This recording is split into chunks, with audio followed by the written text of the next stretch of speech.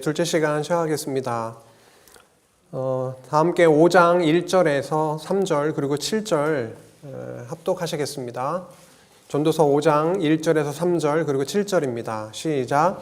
너는 하나님의 집에 들어갈 때에 내 발을 삼갈지어다. 가까이 하여 말씀을 듣는 것이 우매한 자들이 재물 드리는 것보다 나으니 그들은 악을 행하면서도 깨닫지 못함이니라. 너는 하나님 앞에서 함부로 입을 열지 말며 급한 마음으로 말을 내지 말라. 하나님은 하늘에 계시고 너는 땅에 있음이니라. 그런즉 마땅히 말을 적게 할 것이라. 걱정이 많으면 꿈이 생기고 말이 많으면 우매한 자의 소리가 나타나느니라. 꿈이 많으면 헛된 일들이 많아지고 말이 많아도 그러하니 오직 너는 하나님을 경외할지니라. 아멘. 두 번째 시간 5장 이후 말씀 함께 이어가도록 하겠습니다.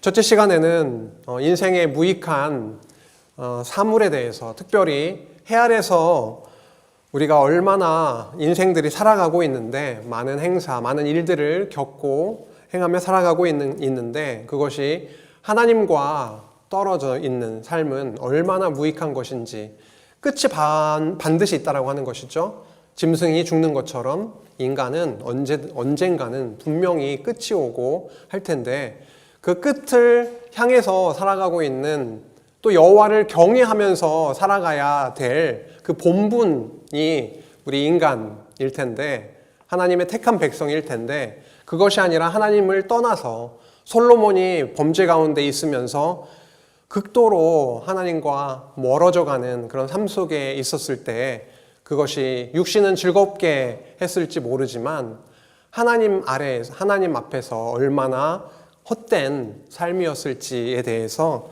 다시 한번 기억하게 되는 말씀이었습니다. 5장 이후에도 해 아래서의 무익한 재물에 대해서 노래하고 있습니다. 해 아래서 많은 재물들을 누려봤던 솔로몬, 하지만 하나님을 떠나서 누렸던 그 많은 부귀 영화가 그에게 참된 소망과 기쁨이 아니라 참 무익함을, 헛됨을 계속 이어나가고 있습니다. 5장에서 7장까지가 해 아래서 무익한 재물에 대한 그 내용입니다. 5장 1절입니다. 오늘 방금 읽었듯이 말씀을 듣는 것과 재물을 드리는 것이 대비되고 있습니다. 여호와 하나님의 은혜를 깨닫는 장소가 성전이죠. 성전에서 죄 많은 죄인들이 하나님 앞으로 제물을 들고 나아가서 피를 흘려서 드리는 그 제사가 너무도 소중하고 귀한 일이었습니다. 그 일을 통해서 하나님의 은혜를 경험하면서 살아갔던 이스라엘 백성임에는 틀림이 없습니다. 하지만 여기에서 말하고 있는 바는 말씀을 듣는 것과 비교를 하고 있습니다. 제물을 아무리 많이 싸들고 가서 그 제사를 드릴지라도 그 제사를 통해서 하나님의 은혜를 진정 깨닫지 못한다면, 다시 말해서 그들은 악을 행하면서도 깨닫지 못함이라.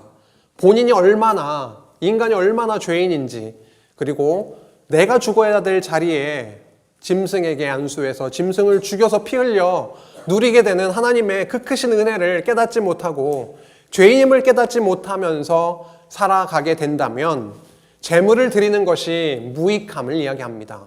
아무리 많은 재물을, 그 물질을 들고 갈지라도 그것은 말씀을 듣는 것과 비교해서는 아무 유익이 없음을 말씀합니다. 그러니 말씀을 듣는 것, 하나님이 여호와로 깨달아지는 것, 말씀 앞에 우리가 혹은 이스라엘 백성이, 솔로몬의 아들이 죄인임을 깨닫게 되는 것이 가장 중요한 일이라고 하는 거죠.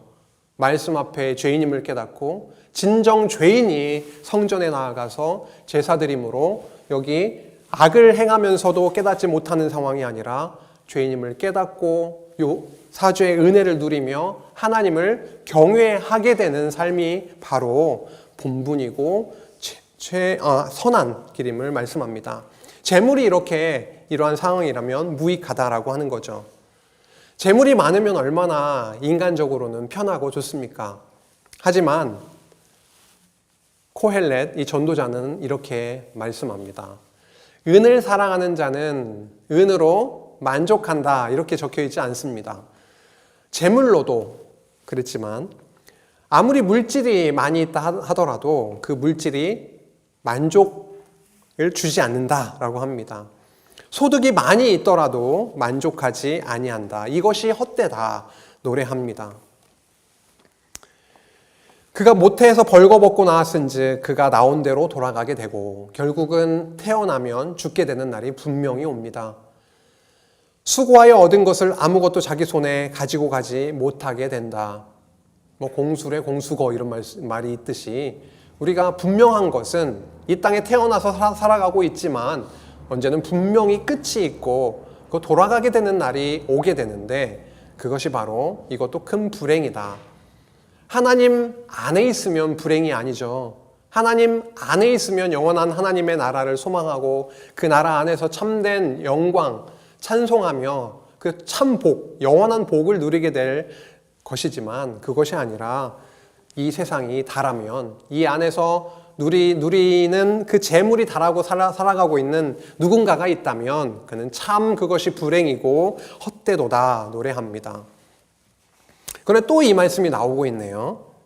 일평생에 먹고 마시며 해 아래에서 하는 모든 수고 중에서 낙을 보는 것이 선하고 아름다움을 내가 보았나니 이것이 그의 몫이로다. 그리고 19절에 가면 하나님의 선물이라 이렇게 말씀합니다. 이 아래서 모든 게 다 무익하다, 헛되다, 우리의 삶의 일상 삶 속에서 누리고 있는 모든 삶이 다 헛되다 이렇게 말하는 것이 아니라 하나님께로부터 우리들에게 주신 분복, 하나님께서 주시는 목, 그리고 주신 선물로서의 우리 일상 삶 속에서 누리는 그 모든 것들이 바로 의미가 있다라고 하는 것이죠. 그래서 전도서는요, 완전히 이 세상의 삶이 무익하고 헛되고 그런 내용을 노래하고 있는 것이 아니라 하나님 안에서라면 이 세상의 삶도 하나님께서 주시는 모든 상황도 유익하고 하나님을 경외로 이끌게 되는 일이기 때문에 엄청나게 유익한 의미 있는 일이다라고 노래하고 있는 것이죠. 우리 삶 가운데 지체와 더불어 누리는 밥 한 끼, 차 한 잔이 우리에게 기쁨이 되고 소망이 된다면 그것은 우리들에게 얼마나 하나님께서 주신 큰 몫이고 선물이고 분복이 되겠습니까? 그거 많이 느끼고 누리고 계세요? 누리게 되기를, 누리시기를 간절히 바랍니다.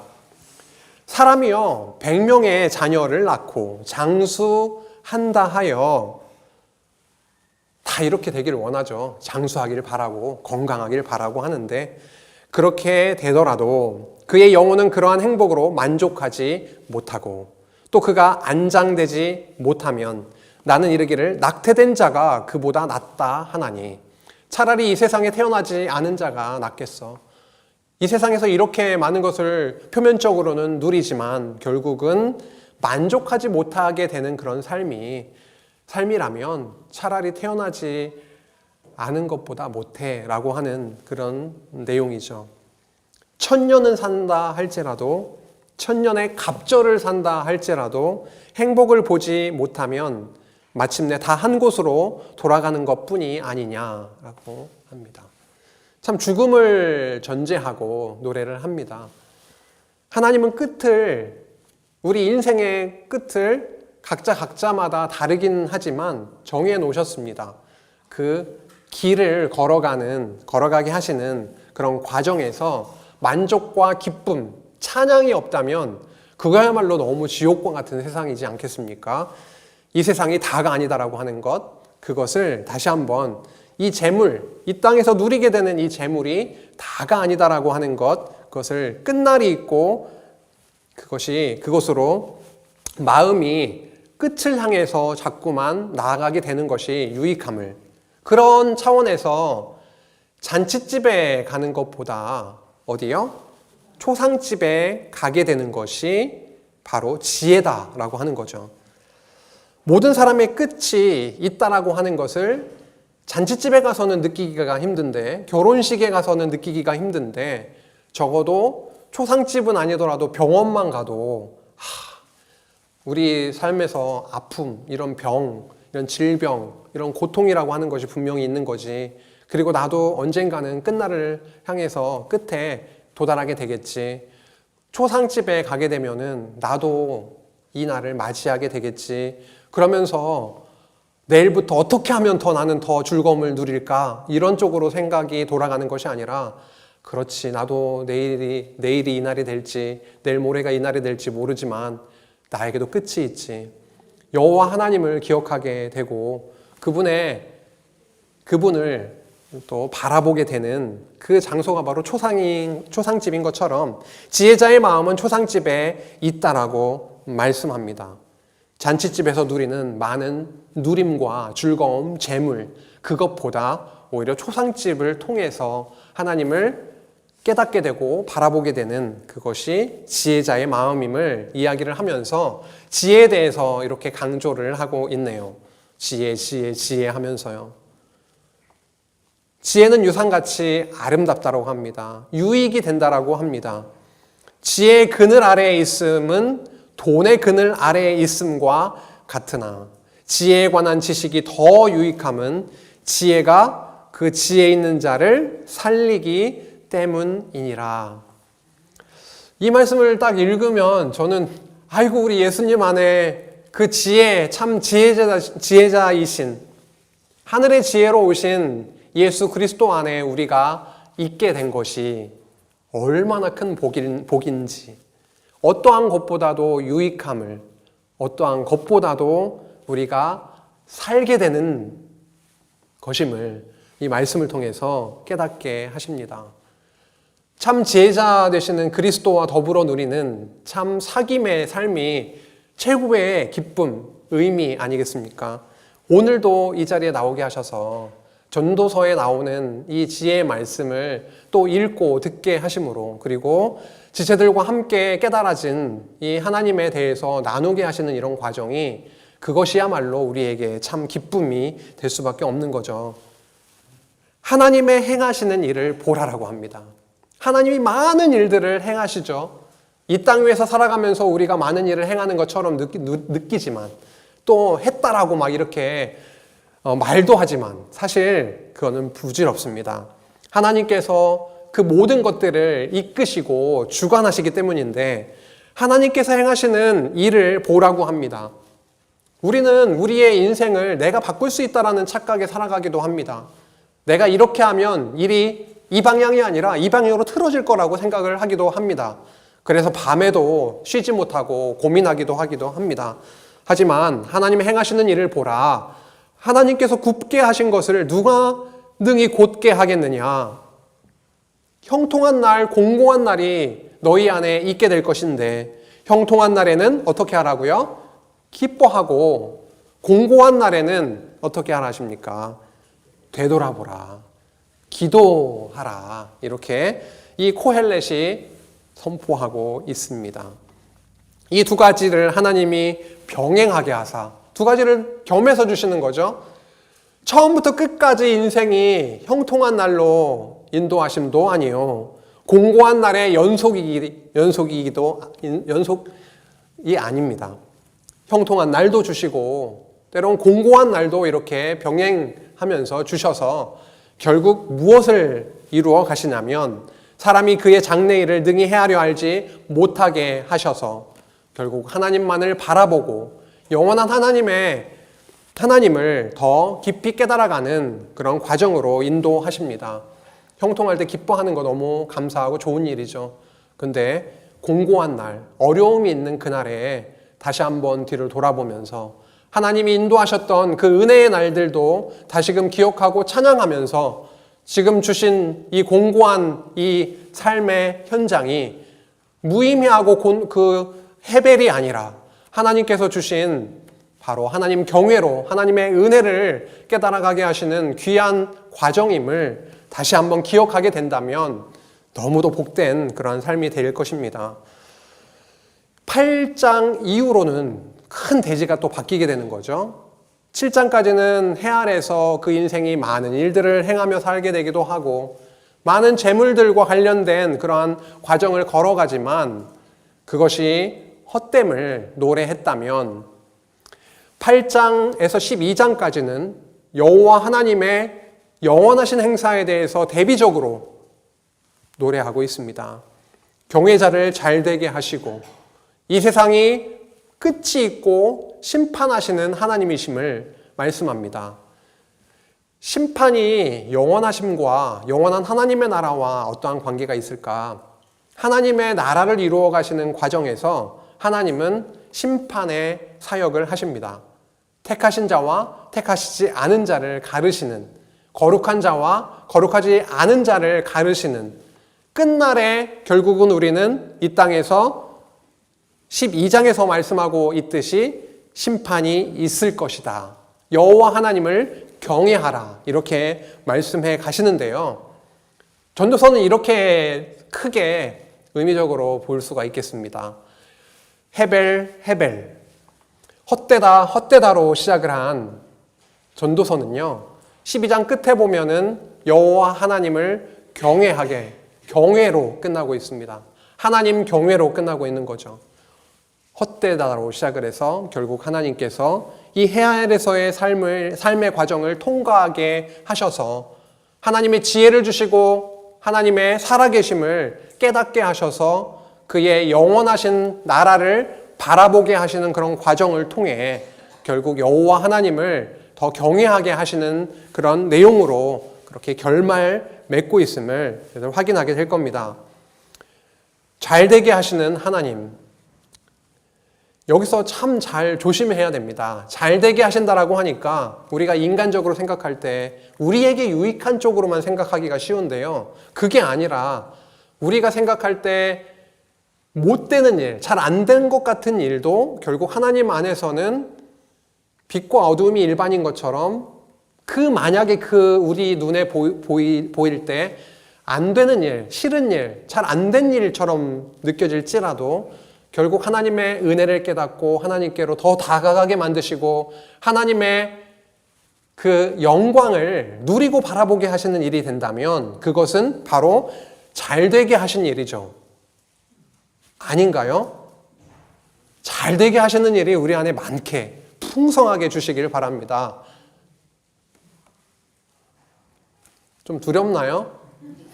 근데 그런 일이 있을지라도 그 옆에 하나님이 항상 붙어 계시니까, 우리 안에 성령께서 항상 함께하고 계시니까, 그리고 피할 길을 주실 거니까 걱정할 필요는 없습니다.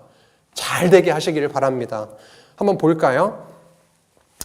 누가 지혜자와 같으며 누가 사물의 이치를 아는 자이냐. 참 우리의 능력으로는요 지혜자가 될 수 없습니다. 사물의 이치를 알 수가 없습니다. 사람의 지혜는 그의 얼굴에 광채가 나게 하나니 그의 얼굴에 사나운 것이 변하느니라.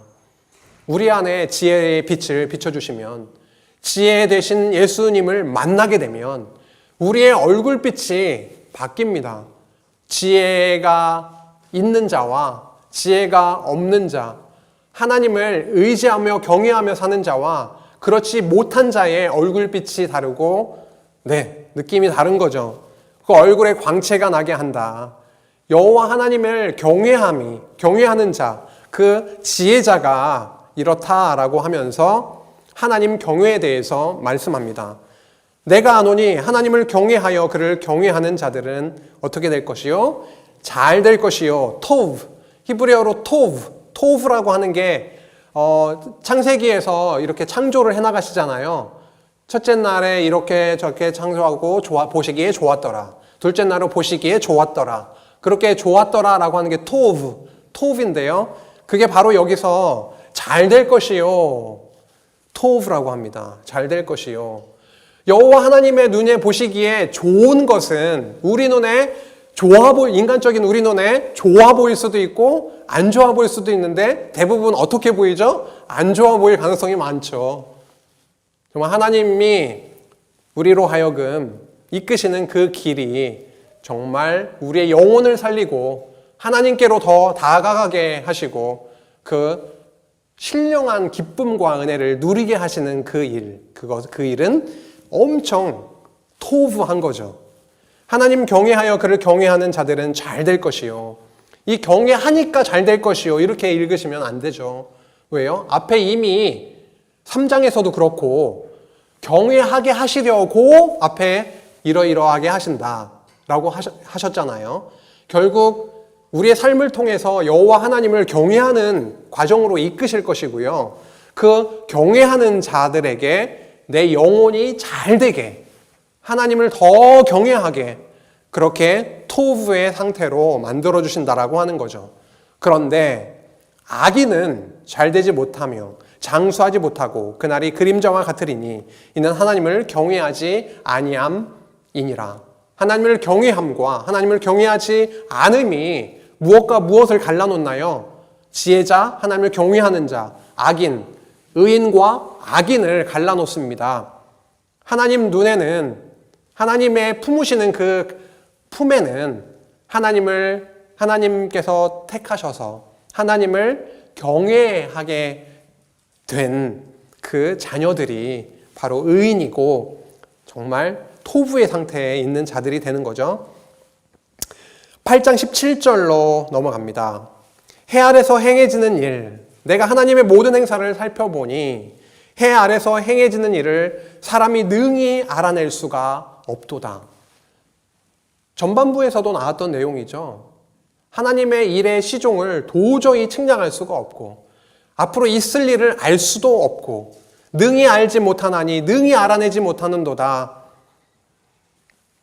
하나님이 얼마나 하나님의 그 영원하심 가운데 쉬지 아니하시고 인도해 나가시는, 섭리해 나가시는 그 역사의 그 길이 우리 눈에 보이지 않고 측량할 수 없고 알지 못하지만 그래야 여호와 하나님을 더 경외하게 되는 것이죠.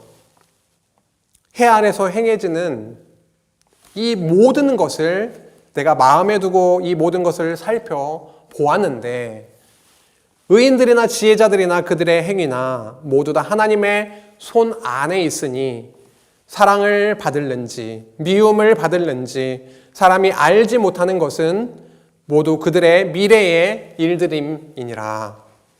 우리로 하여금 알지 못하게 하심에 대해서 전도서에서 여러 번 말씀합니다. 미래를 알지 못하게 하심, 그것은 하나님을 경외케 하심으로 연결이 되죠. 그리고 미래에 있을 그 나라가 지금 보이지 않더라도 이러한 일련의 과정을 통해서 여호와 하나님을 더 바라보게 하시고 더 의지하게 하시고 하나님의 나라를 더 소망하게 하시는 쪽으로 계속 이끌어 가십니다. 분명히 사람은 자기의 시기도 알지 못한다라고 말씀하죠. 여기서 자기의 시기는 어떤 시기일까요?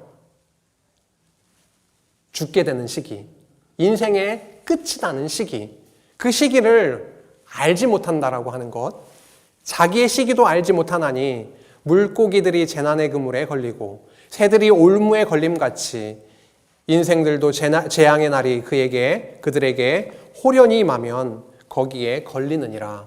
분명히 우리의 끝날은 우리가 알 수가 없음을 계속 반복적으로 강조해 나가고 있습니다. 결국 여호와 경외로 이렇게 인도하시는 과정인 거죠. 지혜로운 자의 유익에 대해서 이어지고 있는데요.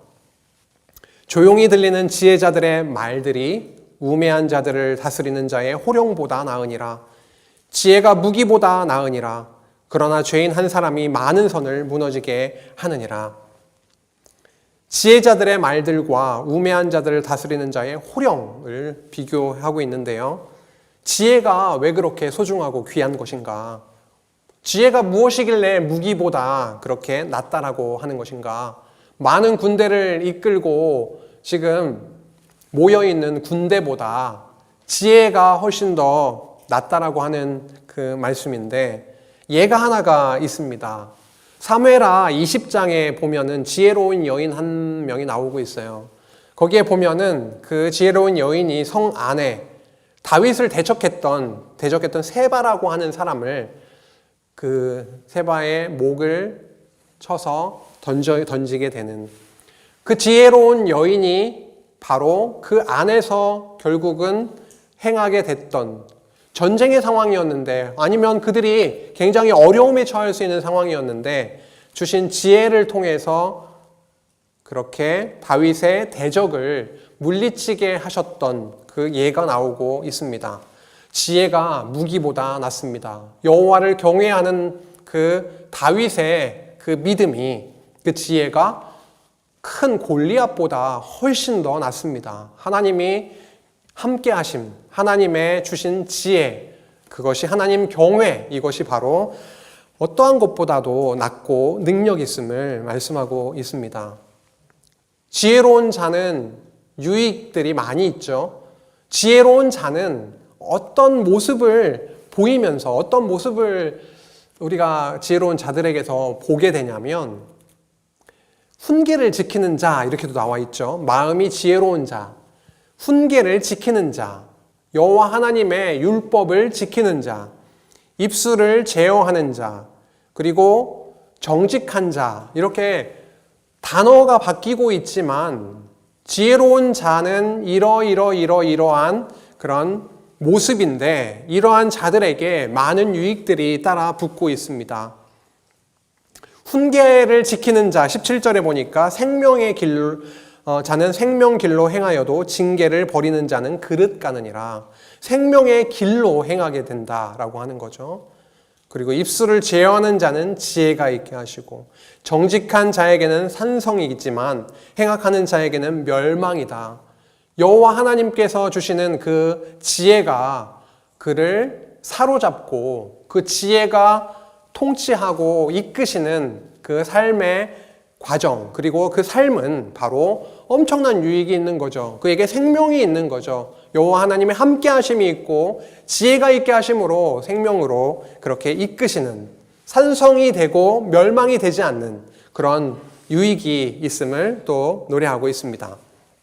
또 대제가 바뀝니다. 11장, 12장은 전도서에 있어서 결론부에 해당되잖아요.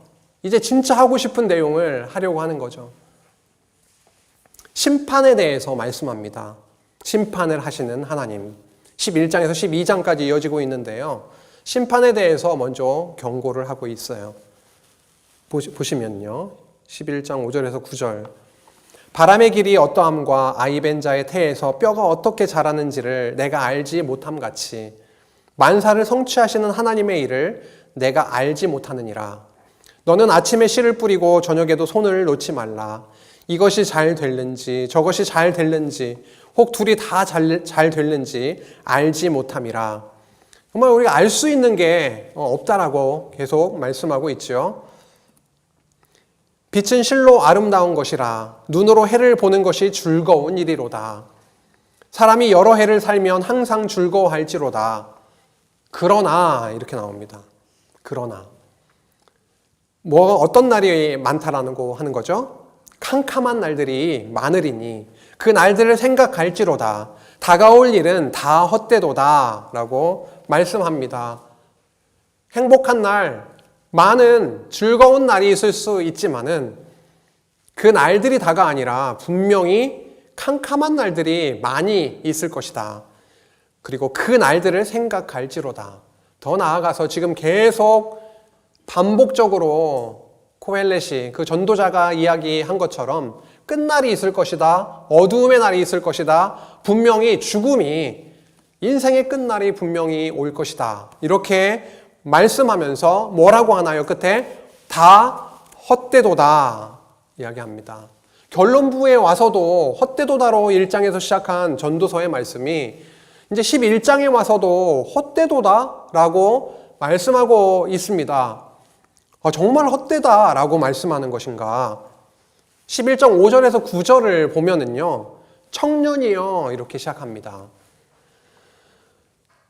여기 해당되시는 분이 없나요?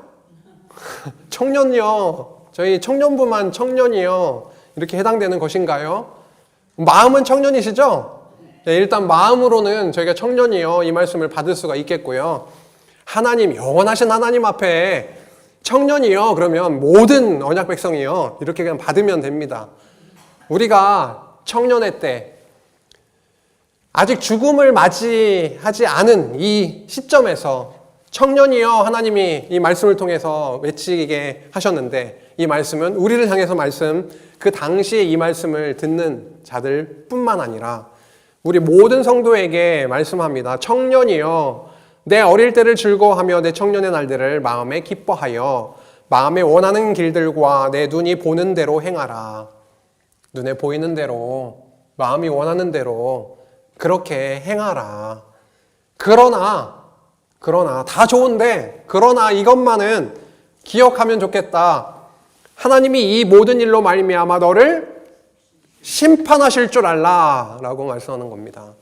하나님의 영원하신 하나님, 택자와 불택자, 하나님의 나라에 들어갈 자와 지옥으로 갈 자를 구별해내시는 그 심판주 되시는 하나님이 계시다라고 하는 것, 그것을 잊지 말고 살라라고 합니다. 원하는 것 따라 살아. 그런데 그것이 다가 아니라 분명히 끝이 있을 것이고 하나님의 심판은 있을 거야. 어떻게 살아야 되겠니? 그렇게 질문을 하는 것과도 같죠. 12장으로 넘어가면 앞에 청년이여 이렇게 했던 말씀이 12장 1절에 이렇게 말씀하고 있습니다. 너는 청년의 때에 마음이 가는 대로 눈에 좋아 보이는 대로 그렇게 살 수 있겠지만 너는 청년의 때에 너의 창조주를 기억하라. 너무 중요한 말씀이죠. 청년의 때에 너를 창조하시고 이 땅에 보내신 그 창조주를 기억하라. 여호와 하나님 경외에 대한 그 주제, 앞에서도 계속 흘러왔던 그 주제를 창조주를 기억하라 라고 하는 그 말씀으로 지금 꿰고 있습니다. 너 청년의 때에 다른 게 중요한 것이 아니라 살아계신 능력 많으신 너의 창조주 하나님을 기억하라. 곧 공고한 날이 이르기 전에, 공고한 날, 죽음의 날, 캄캄한 날, 아무 소망이 없는 날, 나는 아무 낙이 없다고 할 해들이 가깝기 전에,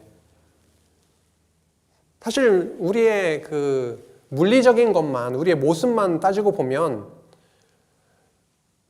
누구는 조금 더 많이 있을 것 같고 남은 시간이 그렇게 생각이 들지만 그게 아닌 거죠. 하나님이 언제 부르실 줄 모르는데 그날이 가깝기 전에 창조주 하나님을, 창조주를 기억하라. 사람이 자기의 영원한 집으로 돌아가고 조문객들이 거리로 왕래하게 됨이니라. 흙은 여전히 땅으로 돌아가고 영은 그것을 주신 하나님께로 돌아가기 전에 기억하라. 영원하신 하나님께서 나를 기억하라 라고 이렇게 간절하게 사랑의 목소리로 말씀하고 있습니다. 전도자의 입술을 통해서 선포된 이 말씀, 나를 기억하라. 이 땅에 살아가는 이유가 무엇이냐? 해 아래서 볶고 지지고 그렇게 육신이 원하는 대로 살아가는 게 그게 삶의 의미와 목적이 아니라 내가 너희를 이 땅에 보낸 창조주이면서 내가 영원한 하나님으로서, 능력 있는 하나님으로서 지금 내가 준비한 영원한 하나님의 나라, 영원한 하나님의 백성이여 나를 기억하라 이렇게 말씀하심이 저희들에게 얼마나 큰 복으로 은혜로 다가옵니까? 헛되고 헛되도다, 모든 것이 헛되도다. 나를 잊고 살아가는 그 삶이라고 한다면, 나와 상관이 없는 그런 삶이라고 한다면 헛되고 헛되도다, 모든 것이 헛되도라. 나를 기억하지 못하고 그렇게 살아가게 되는 삶은 헛되다라고 말씀하면서 전도자는 지혜자여서 여전히 백성에게 지식을 가르쳤고 또 깊이 생각하고 연구하여 잠언들을 많이 지었으며 전도자는 힘써 아름다운 말들을 구하였나니 진리의 말씀들을 정직하게 기록하였느니라. 지혜자들의 말씀들은 찌르는 채찍들 같고 회중의 스승들의 말씀들은 잘 박힌 못 같으니 다 한 목자가 주신 바니라. 우리 오늘 전도서 모든 말씀을 다 읽진 못했습니다. 하지만 주요 내용들을 저희가 한번 확인하면서 지나왔는데요. 오늘 전도자가 이 전도서를 통해서 저희들에게 들려주시는 이 말씀이 우리들의 마음에 찌르는 채찍이 되기를 원합니다. 그리고 잘 박힌 못이 되어서 우리로 우왕좌왕 정말 혼란함 가운데 하루하루를 살아가게 됨이 아니라 정말 하나님만, 그 여호와 하나님, 영원하신 하나님을 바라보고 하루하루 한 걸음 한 걸음 그렇게 나아가게 되기를 소망합니다. 내 아들아 라고 하면서 내 아들아 또 이것들로부터 경계를 받으라 라고 아들에게 부탁의 그 경고의 말씀을 한 것처럼 우리들에게도 성령 하나님을 통해서 이 말씀이 왕왕 울려 퍼지기를 간절히 바라는 것뿐입니다. 일의 결국을 다 들었으니 이제 전도자가 선포한 그 말씀을 다 들었으니 뭐 하라고요?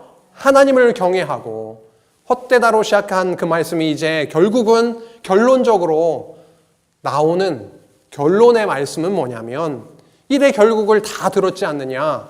이제 하나님을 경외하고 그의 명령들을 지킬지어다. 이것이 모든 사람의 본분이니라.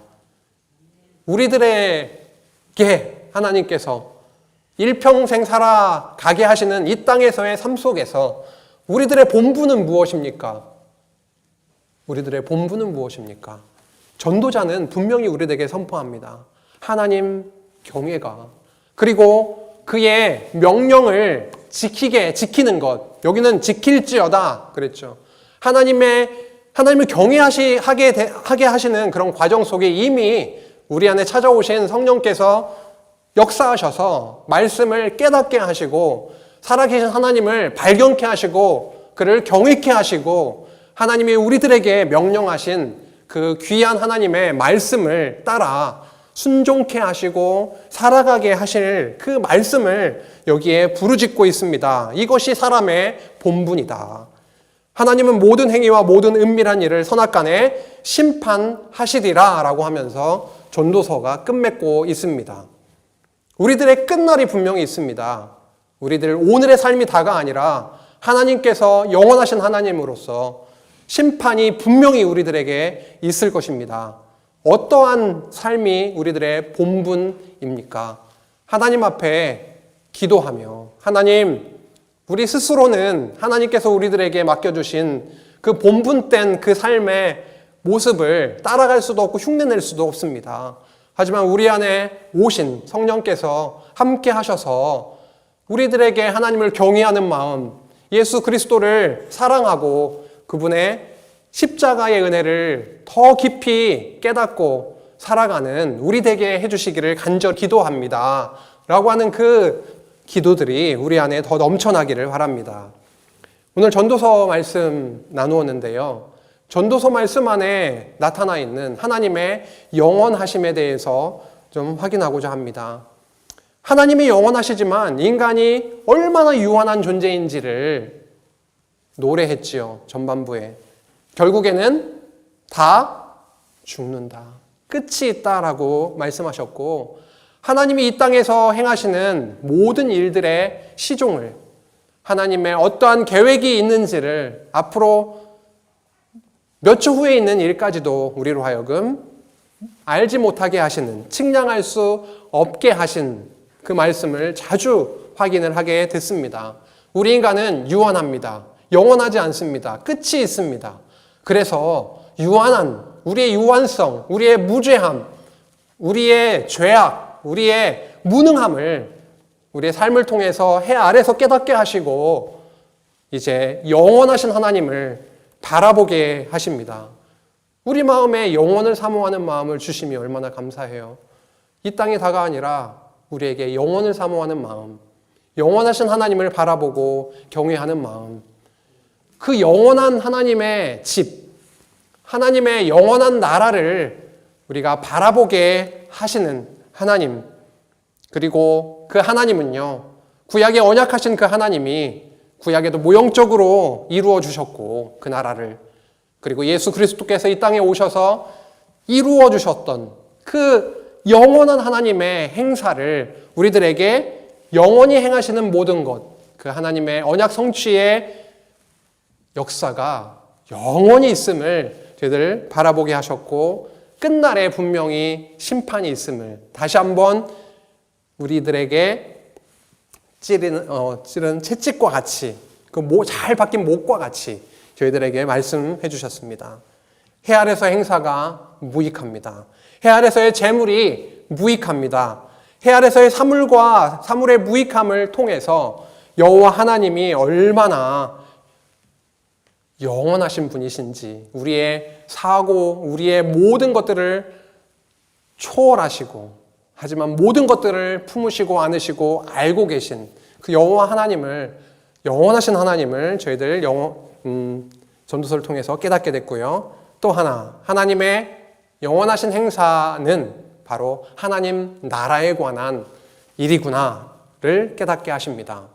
영원을 사모하게 하신다는 것 자체가 영원한 하나님의 나라, 영원하신 하나님을 바라보게 하시는 것이고, 심판하신다라는 것이 바로 그 나라를 우리를 이끄신다라고 하는, 우리의 의가 아니라 하나님께서 우리에게 주시는 그 은혜로, 그 심판을 통해서 하나님의 나라로 이끄신다라고 하는 그 사랑의 음성이다라고 하는 것이고, 영원한 집으로 돌아가게 하시고, 그리고 영은 하나님께로 돌아가게 하신다라고 하는 그 말씀이 전도서 12장 5절에 나오고 있습니다. 사람이 자기의 영원한 집으로 돌아가고 조문객들이 거리로 왕래하게 됨이니라. 사람이 자기의 영원한 집으로 돌아가고, 우리 육신의 생명이 끊어지는 그날 하나님의 백성들은요, 어디로 돌아가게 된다고요? 하나님의 영원한 집, 하나님의 그 영원하신 따뜻한 품으로 우리를 돌아가게 하신다라고 하는 것, 하나님께로 돌아가게 하신다라고 하는 것. 그러니 이 세상에서의 삶이 더 유의미해지는 거죠. 이 과정을 통해서 결국은 그 은혜를 더 깨닫게 하실 것이기 때문이죠. 그래서 결국은 전도서는 여호와 하나님 경외로 맞춰지고 있습니다. 이렇게 전도서를 통해서, 역사를 통해서 하나님의 나라를 언약하시고 이루시는 과정에서 보여주셨던 하나님의 영원하신 속성의 영광이 분출되었던 그 근원이 어디였냐면, 하나님의 아들로 이 땅에 오신 그리스도를 통해서 하나님의 영원하신 은혜가 보여졌습니다. 어떻게 영원하신 하나님이 그렇게 육신을 입고 이 땅에 오셨단 말입니까? 요한복음 말씀이죠. 말씀이 육신이 되어 우리 가운데 거하시며 우리가 그의 영광을 보니 아버지의 독생자의 영광이요 은혜와 진리가 충만하더라. 우리 안에 찾아오셔서 장막을 치시고 우리 가운데 거하시며 함께 하시는 영원하신 하나님이 육신을 입고 이 땅에 오셨기도 했고, 그분이 육신을 십자가에 못 박아서 피 흘려 죽으시고 부활하신 이후에 언약대로 보내주신 그리스도의 영이 또 우리와 함께 하고 계시는데요. 하나님이 육신을 입고, 영원하신 하나님이 육신을 입고 이 땅에 오신 사건 자체가 하나님의 영원성을 더 바라보게 하십니다. 아버지의 영광, 아버지의 독생자의 영광, 은혜와 진리가 충만하더라. 이것은 하나님이심, 하나님 되심을 말씀합니다. 그리스도의 하나님 되심을 말씀하고 있습니다. 십자가 구속으로 영원한 생명을 주신 사건입니다. 그는 근본 하나님의 본체시나 하나님의 동등됨을 취할 것으로 여기지 아니하시고 오히려 자기를 비워 종의 형체를 가지사 사람들과 같이 되셨고, 사람의 모양으로 나타나사 자기를 낮추시고 죽기까지 복종하셨으니 곧 십자가에 죽으심이라. 하나님의 본체 되신 하나님이 육신을 입고 이 땅에 오셨다라고 하는 겁니다. 어떤 형체요? 종의 형체로. 누가 보기에 또 정말 그럴싸한 모습이 아니라 죄인의 육신을 이 땅에 입고 오셔서 어디까지 순종하셨다는 것입니까? 십자가에 못 박혀서 죽기까지 순종하심으로, 그 십자가의 죽으심으로, 하나님의 아들을 못 박으심으로 그 영원한 하나님께서 무엇을 주셨습니까? 영원한 생명을 저희들에게 주셨다라고 하는 것이죠. 너무 잘 아는 말씀이시죠. 요한복음 3장 14절에서 16절입니다. 특별히 16절 말씀 그렇게 나오고 있죠. 광야에서 뱀이 들린 사건을 그렇게 14절에서 말씀하면서 15절에서 이것은 그를 믿는 자마다 무엇을 얻게 하려 하심이라? 영생을 얻게 하려 하심이라. 영원하신 하나님께서 아들을 종의 형체를 통해서 이 땅에 보내시고 십자가 사건을 통해 우리에게 주시는 것은 무엇이냐면 영원한 생명. 16절 같이 읽으실까요? 시작. 하나님이 세상을 이처럼 사랑하사 독생자를 주셨으니 이는 그를 믿는 자마다 멸망하지 않고 영생을 얻게 하려 하심이라. 아멘. 하나님은 이 땅에 오셔서 종의 형체를 입고 오셔서 이루신 그 부분도 너무도 큰 은혜이지만 이제 우리가 육신을 벗게 되는 그날이 분명히 오게 될 것인데 그 이후의 삶은 어떻게 되는 것인가? 큰 질문이 아닐 수가 없지요. 죽어서 가는 나라, 이 땅에서 우리가 십자가에 죽고 죽어 누리는 하나님의 나라, 더불어 우리가 진정 이 육신이 죽고 육신의 장막을 벗고 가게 될 그 영원한 하나님의 나라를 소망하게 됩니다. 근데 심판을 통해서 영원한 심판과 영원한 하나님의 나라가 연결되어 있다고 하는 것인데요. 아버지께서 아무도 심판하지 아니하시고 심판을 다 아들에게 맡기셨으니 내가 진실로 진실로 너희에게 이르노니 내 말을 듣고 또 나 보내신 이를 믿는 자는 무엇을 얻었고요? 영생을 얻었고 심판에 이르지 아니하나니 사망에서 생명으로 옮겨졌느니라. 아멘. 이제 우리들에게는 영원한 하나님의 나라에 대한 소망을 주십니다. 베드로전서 1장 3절에서 4절 말씀을 보니까요. 우리 주 예수 그리스도의 아버지 하나님을 찬송하리로다. 그의 많으신 긍휼대로 예수 그리스도를 죽은 자 가운데에서 부활하게 하심으로 말미암아 우리를 거듭나게 하사 산 소망이 있게 하시며 썩지 않고 더럽지 않고 쇠하지 아니하는 유업을 있게 하시나니 곧 너희를 위하여 하늘에 간직하신 것이라. 그리스도의 십자가 사건 중에 부활이라고 하는 사건이야말로 죽음에서 부활, 새로 다시 살아나신 사건이야말로 하나님이 얼마나 영원하신 그 능력의 주이신지를 저희들에게 확인케 하십니다. 생명을 주기도 하시고 생명을 빼앗기도 하시는, 걷어가시기도 하시는 그 생명의 주관자 되신 분이 바로 우리의 주 되심, 영원한 하나님의 나라의 왕이심을 다시 한번 기억을 하면서 오늘 말씀 간단하게 종합하겠습니다. 전도서를 2시간에 걸쳐서 나누기는 참 쉽지 않지만은 오늘 함께 이 시간들을 통해서 저희들에게 확인된 바는 그렇습니다. 전도서가 하나님의 영원한 속성을 노래하는, 찬양하는 말씀이면서 동시에 그리스도를 보내주시겠다라고 하는 그 언약의 말씀이었구나라고 하는 것을 확인했고요. 이를 위해 영원하신 하나님께서 하신 일은 무엇입니까?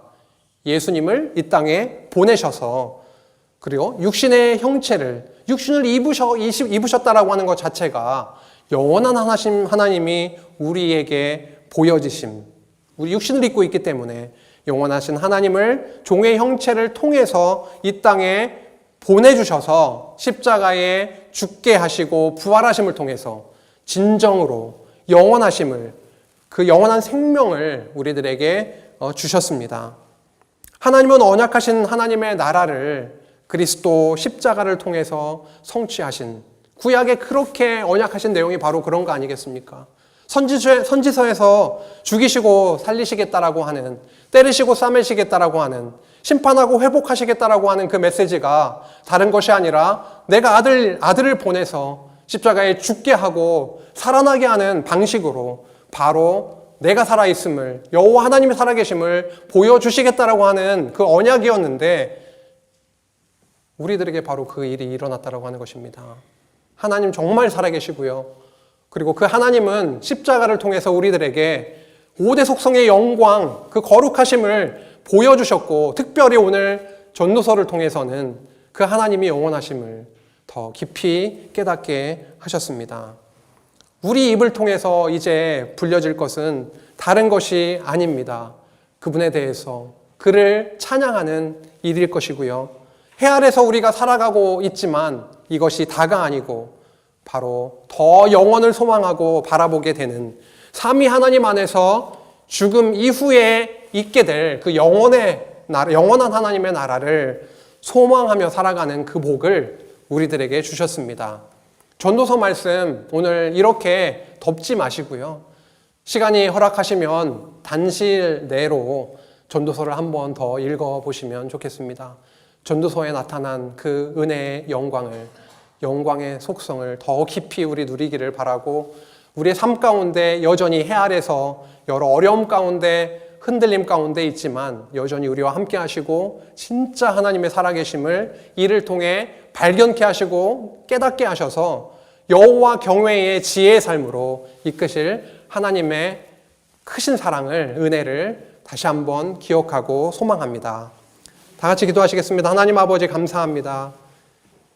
우리는 너무도 무지하고 무능력하고 유한한 존재입니다. 영원하신 하나님의 그 크신 은혜와 그 큰 사랑을 저희들 삶 가운데 더 깊이 깨닫고 누리는 저희들 되게 하여 주옵소서. 해 아래 모든 행사와 재물이 그리스도 없이, 하나님 없이는 무익한 것이지만 정말 우리를 그리스도 안으로 불러주셨사오니 하나님께서 주신 목과 사랑의 선물을 통해 이 땅에 누림도 있지만 우리가 육신을 벗고 누리게 될 영원한 하나님의 나라, 우리가 돌아갈 그 하나님의 영원한 나라를 소망하며 하루하루 고통 가운데에서도 기쁨과 찬송과 은혜가 넘치는 우리 성도의 삶이 될 수 있도록 주님 인도하여 주옵소서. 예수님의 이름으로 기도했습니다. 아멘.